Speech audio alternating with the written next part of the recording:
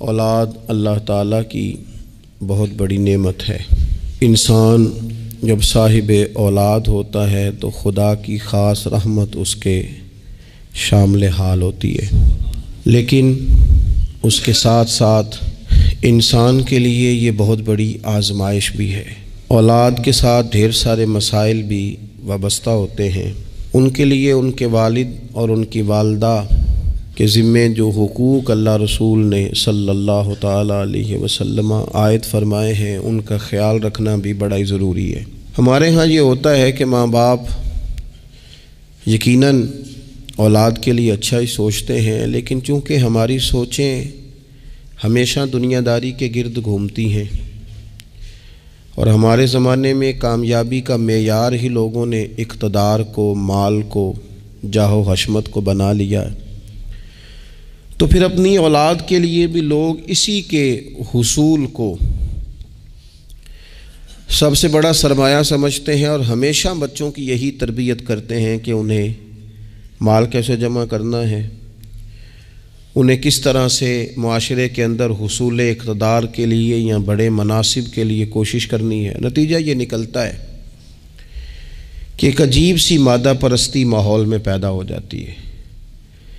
اسلام تربیت اولاد کے حوالے سے ہماری جو رہنمائی کرتا ہے تو وہ ساری باتیں اس میں شامل ہیں۔ بچوں کو آپ رزق حلال کمانے کی تلقین 100% کریں گے، انہیں اس فن سے ضرور آگاہ کریں کہ وہ کبھی کسی کے دستے نگر نہ رہیں، کہیں انہیں ہاتھ نہ پھیلانا پڑے، لیکن ان کی روحانی، اخلاقی، مذہبی تربیت یہ بھی اللہ تعالیٰ نے ماں باپ کے ذمے لگائی۔ یا ایھا الذین آمنوا قوا انفسکم واہلیکم نارا، اے ایمان والو خود بھی دوزخ سے بچو اور اپنے گھر والوں کو بھی دوزخ کی آگ سے بچاؤ۔ ایسے اسباب اپنے بچوں کو سکھاؤ کہ کہیں وہ جہنم کے راستے پر نہ پڑ جائیں۔ ان ساری راہوں کا انہیں تعین کر کے دو جو جنت کی طرف جاتی ہیں۔ ان کی جو اخلاقی زندگی ہے، ان کے کردار و عمل کا جو حسن ہے، اس کے لیے تم اپنے بچوں کی تربیت کرو۔ ہمارے ہاں اگر پہلی بات تو یہ ہے کہ ہم بچوں کو بار بار اسی بات کی طرف گامزن کرتے ہیں اور مثالیں بھی دیتے ہیں تو اس طرح کی دیتے ہیں کہ فلانے کا بیٹا دیکھو کتنے پیسے کما رہا ہے، فلاں کا بیٹا دیکھو کتنے بڑے عہدے پر فائز ہو گیا ہے، اور فلاں کا بچہ دیکھو کتنا شہرت پا گیا ہے۔ تو پہلے تو مثالیں ہی دنیا داری کی، اور اگر دین کے لیے ہم قائل کرنا بھی چاہتے ہیں تو کچھ مثالیں سنا کر، کچھ باتیں بتا کر، کچھ تقریر سنا کر۔ تو یاد رکھیے گا تقریریں گھر سے باہر چلتی ہیں، گھر کے اندر عمل چلتا ہے۔ بچوں کی دینی اور روحانی تربیت کرنے کے لیے سب سے پہلے ماں باپ کو دینی اور روحانی زندگی گزارنی پڑے گی۔ بچے جس طرح باپ کو وقت پر ڈیوٹی پہ جاتا ہوا دیکھتے ہیں، انہیں اپنے باپ کو وقت پر اٹھ کے نماز پڑھتا بھی دیکھنا پڑے گا۔ اگر اس کا کاروبار کم ہو جائے، کہیں نقصان ہو جائے، تو جس طرح وہ اسے پریشان اور بے حال دیکھتے ہیں، کاش ایسا ہو نا کہ کبھی باپ کی آنکھوں میں آنسو آئیں اور بچے پوچھیں کہ ابا جی کو کیا ہے، تو اماں کہے پتر تمہارے باپ کو حضور کا مدینہ یاد آتا ہے۔ یہ چیزیں روحانی زندگی جب ہم گزاریں گے تو بڑی جلدی ہمارے بچوں کے اندر یہ چیزیں پیدا ہوں گی۔ لیکن یہ تو نہیں نہ ہو سکتا کہ آپ فصل گندم کی بوئیں اور کاٹنا چاول چاہیں، یہ ممکن نہیں ہے۔ ہم چاہیں کہ ہم گھر میں کوئی دینی کام نہیں کریں گے، لیکن پتر تیرے اوپر پابندی ہے، تو نے سارے دینی، روحانی، اسلامی سارے تو نے کام کرنے ہیں۔ میرے پاس لوگ بچے داخل کرانے آتے ہیں تو ایک جملہ وہ اکثر بولتے ہیں، وہ کہتے ہیں جی میں بچہ داخل کرانا چاہتا ہوں تاکہ میری بخشش کا ذریعہ بن جائے۔ تو میں کہتا ہوں یہ بات آپ کی ٹھیک ہے، حدیث پاک میں الفاظ موجود ہیں کہ اللہ تعالیٰ والدین کو اعزاز دے گا، لیکن آپ ماشاءاللہ باشعور ہیں۔ اگر آپ کو اس بات کا شعور ہے نا کہ بچے کی وجہ سے حافظ قاری علامہ صاحب کی وجہ سے میری بخشش ہو جائے گی، تو اور بھی تو کئی چیزیں بخشش والی ہیں، آپ عمل کیوں نہیں کرتے؟ ان پر آپ توجہ کیوں نہیں دیتے؟ اس طرف بھی تو آپ غور فرمائیں. آپ کسی اور کے ذریعے سے جو بخشش چاہتے ہیں تو کوئی ایسا کام کرے نا کہ ہم رب سے دعا کریں تو اللہ ہماری وجہ سے کسی اور پر بھی فضل فرما دے. لیکن ہم اپنے آپ کو تبدیل نہیں کرنا چاہتے، اپنے اندر تبدیلی نہیں لانا چاہتے. ہم کوئی سویرے اٹھ کے کچھ مصلی کو، عبادت کو، اللہ کو ٹائم نہیں دینا چاہتے. ہم گھر میں سچ نہیں بولنا چاہتے. کیا ہمارے بچوں کو خبر نہیں ہے کہ ہم موبائل پہ کیا دیکھتے ہیں؟ کیا بچوں سے یہ بات چھپی ہوئی ہے کہ گھر کے اندر جو مال آتا ہے وہ کس طرح کا ہے؟ کیا ہمارے بچے نہیں دیکھتے کہ ہمارے باپ کا رویہ ہماری ماں کے ساتھ کس طرح کا ہے؟ کیا وہ چیزیں بنظر غائب غور سے ملاحظہ نہیں کرتے کہ ہماری اماں کا رویہ اپنے میکے کے حق میں کیا ہوتا ہے اور باپ کے والدین کے حق میں کیا ہوتا ہے؟ وہ ساری چیزیں جو ہمارے گھر میں ہو رہی ہوتی ہیں وہ بغیر ہمارے بتائے بچے اسے سبق لے رہے ہوتے ہیں. اس رستے کے وہ مسافر ہوتے ہیں جس رستے پر میرے گھر والے چل رہے ہوتے ہیں. تو اپنے بچوں کی اخلاقی تربیت کے لیے سب سے پہلے تو گرمیوں میں دوپہر کو سارے لوگ کی گاؤں میں سویا کرتے تھے تو ایک بچہ، ایک نوجوان موٹر سائیکل پہ نا اس نے بڑا سخت ہارن لگایا ہوتا تھا. تو وہ لاڈلا بچہ تھا، اپنے ماں باپ کا اکلوتی اولاد تھی. تو وہ گلی سے گزرتا تو میری والدہ بڑی ناراض ہوتی، کئی دفعہ برا بھلا بھی کہتی کہ اس کو شرم ہی نہیں آتی، یہ سوتوں کو جگا دیتا ہے، اتنا سخت ہارن لگا دیا ہے. پھر کچھ عرصے کے بعد اس نے وہ ہارن اکھیڑ دیا، اسی گلی سے گزرتا لیکن چپکے سے. تو بچہ شرارتیں کرنے والا شرارت چھوڑ جائے تو پھر بھی سوال کھڑا ہوتا ہے کہ کیوں چھوڑ گیا ہے. تو اماں جی کہنے لگی انہوں پوچھتے سے کی ہویا سو. میں نے اس سے ایک دن کہا کہ خیر ہے؟ تو مجھے کہنے لگا بھائی جان میرے گھر میں بیٹی پیدا ہوئی ہے. تو میری والدہ نے مینوں تھپکی دے کے کہ پتر ہے ہارن لا چھڑ، تیاں دے پیو انج دے کام نہیں کردے. میں اب صاحب اولاد ہوں تو اگر میرا کردار اس طرح کا ہوگا تو پھر لہجہ کیا ہوگا؟ میں نے چھوڑ دیے سارے کام چونکہ میرے گھر میں بیٹی آ گئی ہے اور میری ماں نے مجھے کہا ہے کہ بیٹیوں کے باپ کا یہ لہجہ نہیں ہوتا. ان کے انداز بڑے شستہ، بڑے صاف ہوتے ہیں چونکہ گھر میں بیٹی نے آنکھ کھولنی ہے، اس نے وہ رنگ دیکھنا ہے. میں ایک دوسری بات بھی آپ کو عرض کرتا ہوں. میں کھانا کھا رہا تھا، گھر کے اندر بیٹھا تھا تو میری گھر والی مجھ سے کہنے لگی کہ باہر بچہ بڑا بلک بلک کے رو رہا ہے مدرسے کا. میں نے کہا جلدی سے بلاؤ. وہ بچہ اندر آیا تو وہ کانپ رہا تھا اور اس کی حالت اس طرح کی تھی کہ شاید تھوڑی دیر میں گر جائے. تو مجھے تو کھانا بھول گیا. میں نے کہا پتر خیر ہے، کیا ہوا کیا ہے؟ تو بولے تو اس سے بات نہ ہو سکے، ہانپتے کانپتے تڑپتے ٹوٹتے جملے. وہ میں نے کہا بیٹے کیا بات ہے، چھوٹا سا بچہ ہے. کہنے لگا میں نے گھر ٹیلی فون کیا تھا، میرے ابا جی پھر میری اماں سے لڑ رہے ہیں. حضرت صاحب جب وہ لڑتے ہیں تو ہم چار پائیوں کے نیچے چھپ جاتے ہیں، خوف آتا ہے.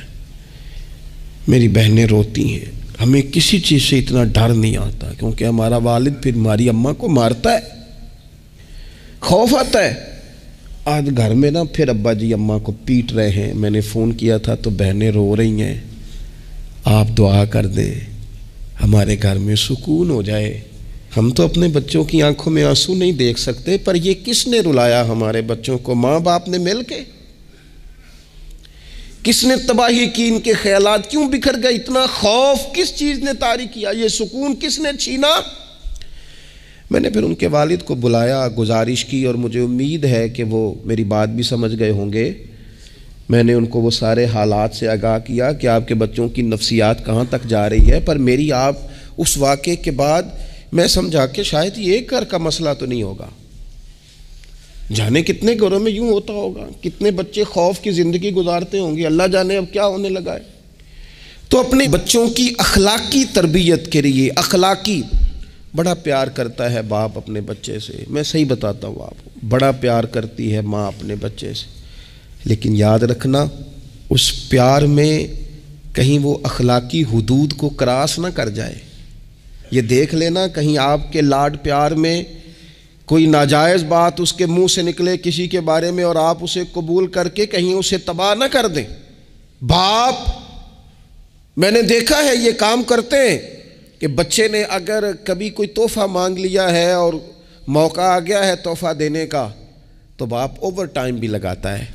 والد کہتا ہے اپنی فیکٹری کے مالک سے کہ میں تھوڑے تھوڑے کٹوا دوں گا پر مجھے بچوں کے لیے گفٹ خریدنا ہے، ان کے کپڑے بنوانے ہیں، بڑی جان جوکھوں میں ڈالتا ہے. اور وہ کہتا ہے کہ میں اپنے بچوں کو مایوس نہیں دیکھنا چاہتا، میں اعلیٰ سے اعلیٰ چیز بھی لاؤں گا. پر آپ کو پتہ ہے اللہ کے پیارے رسول علیہ السلام نے فرمایا کسی باپ کا اپنے بیٹے کے لیے، اپنی بیٹی کے لیے سب سے بہترین تحفہ یہ ہے کہ وہ اپنے بچوں کو اچھا ادب سکھا دے. یہ سونا تحفہ دیا ہے باپ نے کہ اس بچے کو اس نے اچھی تربیت سے روشناس کرا. یہ خوبصورت تحفہ سونا یہ کمال کر دی والد نے کہ اس نے اپنے بچے کے آداب زندگی میں ایک اچھے ادب کا اضافہ کیا. آپ نہ ہزاروں کا لاکھوں کا تحفہ لے کے آئیں لیکن اس کی اخلاقی تربیت کریں، اس کے کردار میں جاذبیت پیدا کریں. ہو نہ آج بھی کوئی ماں ایسی جو غوث پاک کی ماں کی طرح کہے پتر بھوک کاٹ لینا پر جھوٹ نہ بولنا. ہو نہ کوئی ماں آج بھی ایسی جو بابا فرید کی ماں کی طرح یہ کہے پتر تجھے شکر پسند ہے پر ملے گی تب جب تو نماز پڑھ کے مصلی اٹھائے گا. ہو نہ آج بھی کوئی خواجہ بختیار کاکی کی ماں جیسی ماں جو سارا دن گھر میں سپارے پڑھتی رہے اور 15 سپارے یاد ہوں اور صبح شام پڑھے. او خدا کے بندو کچھ چیزیں ایسی ہیں جو کردار کی روشنی سے نور پاتی ہیں، جو صرف عمل کے حسن سے دنیا کو حسین کر دیتی ہیں. بچوں کی روحانی تربیت، اخلاقی تربیت. ہم جو بچوں کو سبق دے رہے ہیں وہ محدود زندگی کا دے رہے ہیں. ہم مسلمان ہیں، ہمیں ہمارے دین نے کہا ہے کہ زندگی 60-70 سال کی نہیں، اس کے بعد بھی ایک زندگی ہے جو ہمیشہ رہنے والی ہے، ختم نہ ہونے والی ہے. ہم نے بچوں کو جتنے اسباق پڑھائے ہیں وہ دنیاوی زندگی کے لیے، روزی روٹی کے لیے، کاروبار کے لیے، شادی نکاح کے لیے. لیکن ہمیں ہمارے دین نے کہا ہے کہ انہیں وہ سبق بھی دو جو قبر میں بھی انہیں کامیاب کرے. قوا انفسکم واہلیکم نارا، خود بھی دوزخ کی آگ سے بچو گے اور اپنے بچوں کو بھی بچاؤ گے. یہ اہتمام کرو. تو وہ خاص خوبصورتی جو ہمارے دین نے کہا ہے کہ ان کی اخروی زندگی میں ان کے کام آئے. دیکھیں نا نبی پاک صلی اللہ تعالیٰ علیہ وسلم نے 3 چیزیں ہمارے ذمے لگائیں. فرمایا اپنی اولاد کو سکھاؤ. یہ باپ کے ذمے لگائی ہیں حضور نے چیزیں، ماں کے ذمے لگائی ہیں. فرمایا یہ اپنی اولاد کو سکھاؤ. 3 چیزیں. یا رسول اللہ صلی اللہ علیہ وسلم کون کون سی؟ فرمایا ایک تو اپنی اولاد کو اپنے نبی کی محبت سکھاؤ. اس کا مطلب ہے ابا کو نعت پڑھنی چاہیے نا، اس کا مطلب ہے اماں کو نعت آنی چاہیے نا، اس کا مطلب ہے حضور کے قصیدے یاد ہونے چاہیے نا، اس کا مطلب ہے نا کبھی بازو تھام کے باپ کا ہے نا پتر چل آج فلان جگہ تجھے لے جاؤ وہاں مدینے والے کی باتیں ہوں گی. اس کا مطلب ہے کہ اسے باپ کو ان سارے رستوں کا تعین تو بیٹے کا بازو تھام کے اسے کتنی جگہوں پہ لے گیا ہے. چل ایک دن یوں بھی کر تھام اس کا بازو اور اسے حضور کے مدینے بھی لے جا کر محبوب کے سامنے کھڑا. فرمایا اپنے بچوں کو اپنے نبی کی محبت سکھاؤ. اور فرمایا دوسرے کام یہ کرو کہ اپنے بچوں کو اپنے نبی کی اولاد کی محبت سکھاؤ. سکھائی حضرت عمر نے جناب عبداللہ کو، عبداللہ ابن عمر کو محبت، تو پھر انہوں نے محبت کی. اپنی اولاد کو اپنے نبی کریم کی اولاد کی، اہل بیت کی محبت سکھاؤ. اور تیسرا حضور نے ذمہ لگایا کہ اپنے بچوں کو قرآن پاک کی تلاوت سکھاؤ. یہ ماں باپ سکھائیں، پہلے خود سیکھیں پھر اپنے بچوں کو سکھائیں. انہیں کہ پتر آ بیٹھ میرے پاس بیٹھ کے قرآن شریف پڑھ، میں تجھے پڑھاتا ہوں. تلاوت کلام مجید تو ہر مسلمان کے لیے صحیح تلفظ سے سیکھنا ضروری ہے، تو پہلے سیکھیں پھر سکھائیں. تو ان کی اخلاقی تربیت، روحانی تربیت. 2 انسان کی تربیت کے مزاج ہوتے ہیں، ایک اس کی ظاہری تربیت ہوتی ہے، ایک اس کی باطنی تربیت ہوتی ہے. اس کے ظاہر کا بھی خیال کریں. نبی پاک علیہ السلام کے سامنے ایک بچہ کھانا کھا رہا تھا تو جہاں سے مرضی کھا رہا تھا، تو اللہ کے پیارے رسول صلی اللہ تعالیٰ علیہ وسلم نے فرمایا سیدھے ہاتھ سے کھاؤ اور اپنی سائیڈ سے کھاؤ، اللہ تمہیں برکت عطا کرے گا. بچوں کو اخلاق کا، آداب کا طریقہ بھی بتایا جائے. ہمارے ہاں نا شادی سے واپس آ کر، محفل سے واپس آ کر بچوں کو ڈانٹا جاتا ہے کہ آج تو آپ نے بڑی انسلٹ کرا دی، آپ کو روٹی نہیں کھانی آئی۔ تو بھئی یہ بچوں کو آپ ڈانٹے نہیں، یہ تو آپ کو چاہیے تھا کہ اس سے پہلے سکھایا جاتا کہ کھانا کیسے ہے، بیٹھنا کیسے ہے، جانا کیسے ہے، کسی سے سلام کلام کیسے کرنا ہے۔ یہ ڈانٹنے کی بات ہے؟ یا استاد کو چاہیے تھا کہ اپنی کارکردگی پر غور کرتا، بجائے اس کے کہ اپنی کارکردگی کو دہرایا جائے۔ الٹا آپ اس شخص کو ڈانٹ رہے ہیں جو زیر تربیت ہے۔ اور پھر بعض اوقات یہ ہوتا ہے کہ بچوں کو اس طرح ڈانٹا جاتا ہے، ہمارے صوفیاء نے لکھا ہے جب بچے پہ غصہ آئے تب اسے سزا نہیں دینی، ایک دن بعد سزا دو یا کچھ گھنٹوں کے بعد، اس لیے کہ غصے میں جو سزائیں دی جاتی ہیں وہ حد سے کراس کر جاتی ہیں۔ بچوں کو مناسب انداز میں سزا دینا بھی شریعت میں موجود ہے۔ سب سے زیادہ حضور پیار کرتے ہیں امت سے، لیکن نبی پاک صلی اللہ تعالی علیہ وسلم نے فرمایا 7 سال کے بچے کو نماز کا کہو اور 10 سال کا نہ پڑھے تو سزا دو، اسے مناسب حد تک تنبیہ کرو، سزا دے کے بھی پڑھاؤ، چونکہ عمر ایسی ہوتی ہے آپ کو فصل کو پانی بھی دینا پڑتا ہے اور جڑی بوٹی کو کاٹنا بھی پڑتا ہے۔ اب کو بندہ کہ نہیں میں بڑے مہربان طبیعت کا مالک ہوں جی، میں جڑی بوٹی کیسے کاٹوں؟ تو بھئی جڑی بوٹی کو کاٹنا بھی فصل سے پیار ہی ہے، اس پر بھی توجہ ہونا چاہیے۔ ایک مناسب مقدار میں آپ کسی چیز کو بھی رکھیں، افراط اور تفریط سے پاک، بچے کو مناسب حد تک آپ تنبیہ کریں، اس کی ظاہری باطنی تربیت پر توجہ دیں۔ حضرت عمر بن عبدالعزیز رحمۃ اللہ علیہ کے والد مصر میں ہوتے تھے، اور جناب عمر بن عبدالعزیز حضرت صالح بن کسان رحمۃ اللہ علیہ ایک محدث تھے، ان کے پاس مدینہ طیبہ میں تعلیم حاصل کرتے تھے۔ تو آپ نے اپنے استاد صاحب کے پیچھے عصر کی نماز پڑھی تو ایک رکعت آپ کی لیٹ تھی، اٹھ کے آپ نے نماز پوری کی تو حضرت صالح بن کسان محدث تھے، عالم تھے، حدیث پاک کو جاننے والے، وہ حضرت عمر بن عبدالعزیز سے کہہ رہے ہیں بچپن ہے اور والد مصر میں۔ انہوں نے پوچھا بیٹا کہاں تھے؟ نماز میں ایک رکعت میں نے دیکھا کہ آپ نے دیر سے نماز پڑھی ہے۔ تو عرض کرنے لگے میں حضور کنگھی کر رہا تھا۔ بعض بچے آئینے کے سامنے کھڑے رہتے ہیں پھر بڑی بڑی دیر ہی کھڑے رہتے ہیں، کنگھی کر رہا تھا تو ذرا دیر ہو گئی۔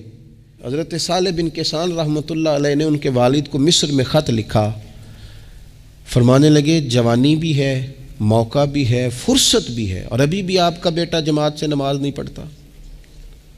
مصر میں خط گیا، آج جب میں نے پوچھا ہے تو اس نے کہا میں کنگھی کر رہا تھا۔ اتنے معمولی سے کام کے لیے اس نے تکبیر اولیٰ چھوڑ دی۔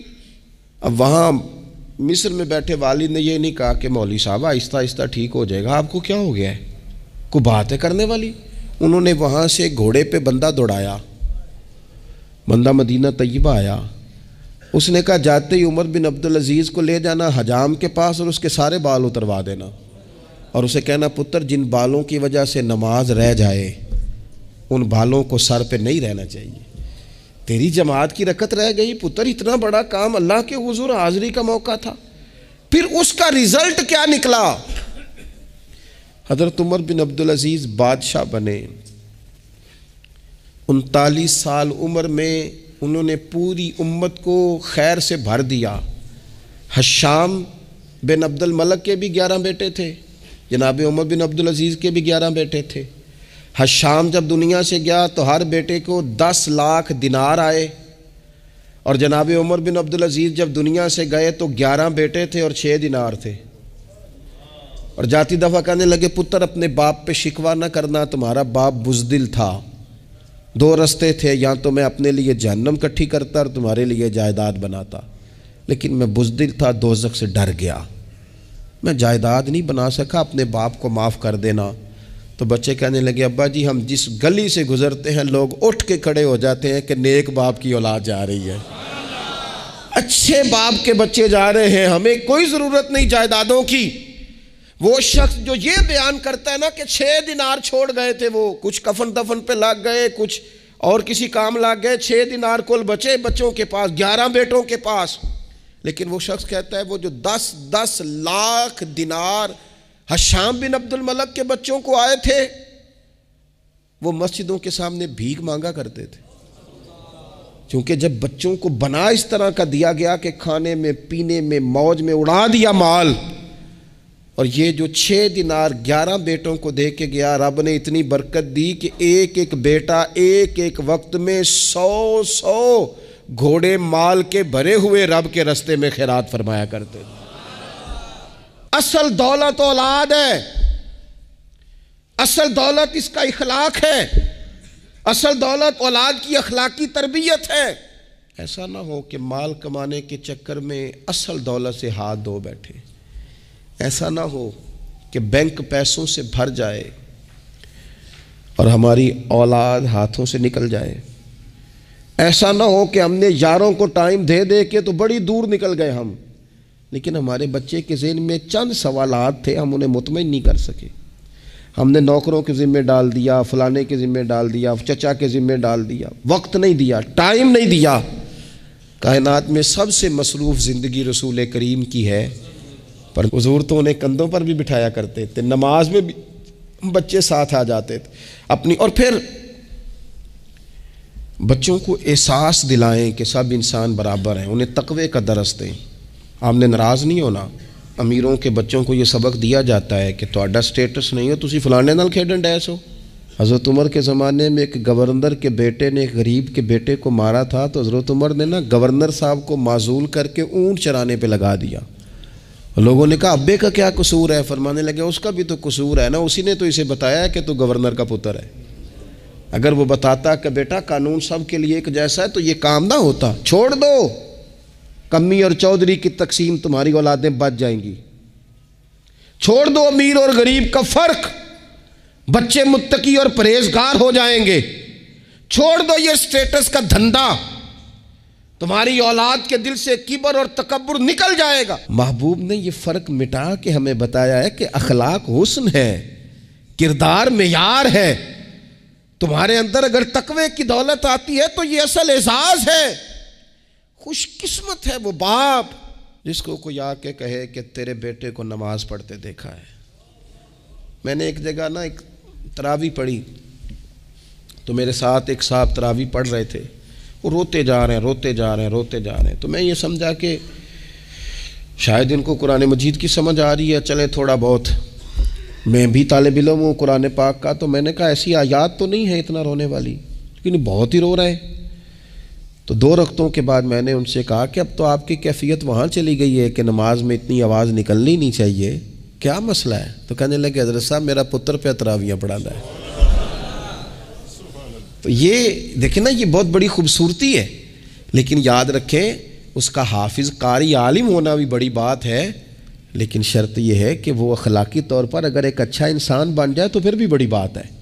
اگر آپ کو یہ کوئی آ کے بتائے کہ میں جا رہا تھا چکی پہ گندم لے کر پسوانے کے لیے، لیکن تیرے بیٹے نے تو جلدی سے موٹر سائیکل روکا ہے، اس نے کہا چچا جان مجھے دینا، میں چھوڑ کے آتا ہوں، اور میں جا رہا تھا ڈاکٹر کی طرف دوا لینے، لیکن اس نے کہا کہ آپ ادھر میرے ساتھ آئے نا، میں جاتا ہوں آپ کو لے کر کے۔ یہ بہت بڑا اعزاز ہے، بچوں کو اخلاقاً مضبوط کر دینا، ان کے کردار کے اندر وہ خوبصورتی لے آنا۔ میں بڑے درد سے آپ سے عرض کروں، ہم اپنی اولاد کی تکلیف نہیں دے سکتے، دیکھی نہیں جاتی، کیسے دیکھیں گے؟ تو مجھے بتاؤ، کیا خدا نہ خواستہ اللہ تعالیٰ سب کو محفوظ کرے، قیامت میں اگر اولاد کو عذاب ہوگا تو دیکھا جا سکے گا؟ اور اگر نہیں دیکھ سکتے تو پھر خدا را کبھی بھی انہیں رزق حرام نہ کھلانا، تھوڑی روٹی لیکن حلال، تھوڑا مال مگر جائز، سادہ سواری مگر جائز پیسوں۔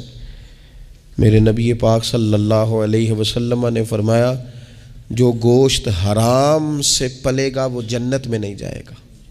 اپنے بچوں کے لیے رزق حلال کا بندوبست کریں، جس طرح ڈھونڈ کے لاتے ہو نا بچوں کے لیے اچھا گوشت، ڈھونڈ کے لاتے ہو نا بچوں کے لیے وہ غذا جس میں ملاوٹ نہ ہو، ڈھونڈ کے لاتے ہو نا بچوں کے لیے وہ والا کھانا جو غیر معیاری نہ ہو، معیاری ہو، ڈھونڈ کے لاتے ہو نا خالص چیزیں اپنے بچوں کے لیے، اسی طرح ان کے لیے طیب اور طاہر رزق بھی لے کے آؤ تاکہ ان کے اندر روحانیت پیدا ہو، تاکہ تقوی کی روشنی دوڑے۔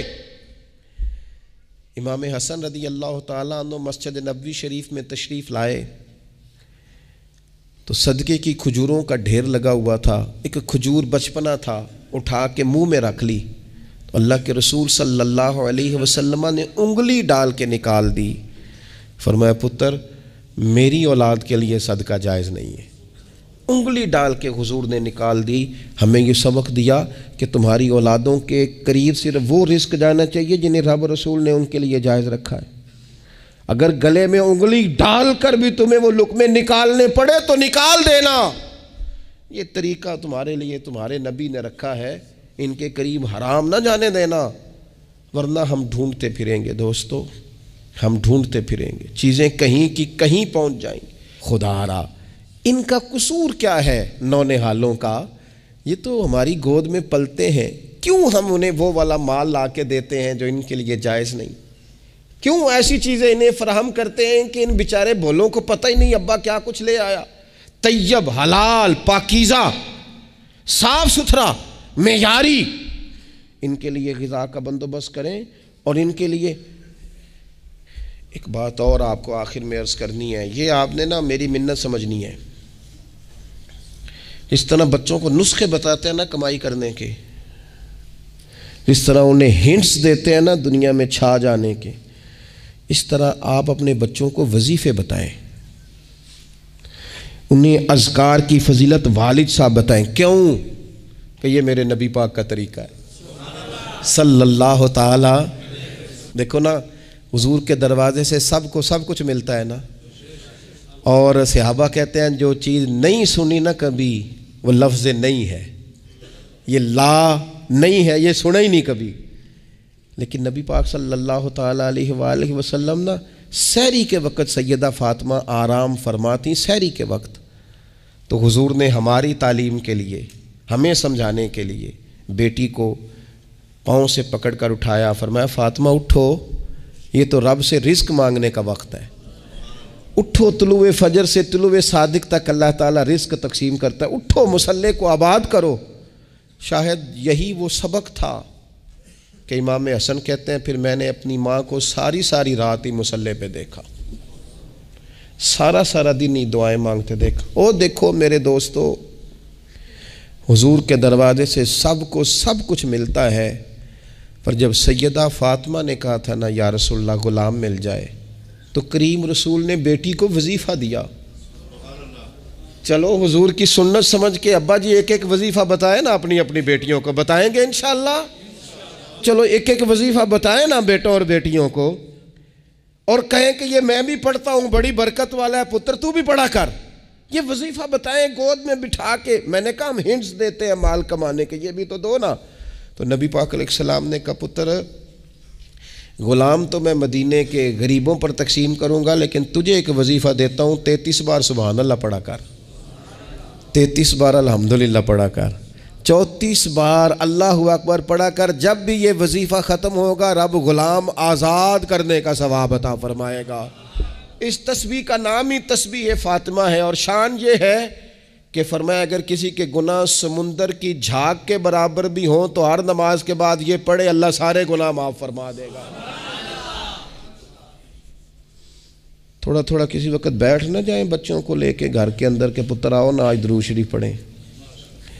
صبح نا کبھی کبھی بڑا یاد آتا ہے, میری دادی اماں تخت پوش پہ بیٹھتی تھیں, وہ نماز پڑھ کے پھر سب کو جگاتی تھی, تو اٹھو, اور دونوں لفظ کہتی تھی, اٹھو سبق پڑھو تے نماز پڑھو. نماز اور سبق اس سے مراد ہے نماز پڑھ لو اور پھر قرآن پاک. یہ 2-4 دن کریں نا ہم سارے اپنے اپنے گھر میں, کہ آؤ بھی بچوں سارے پہلے نماز پڑھیں پھر سارے قرآن شریف کھولیں, تھوڑی دیر یہ کھولو نا, امید ہے رب کے فرشتے رحمتوں کا نزول فرمائیں گے.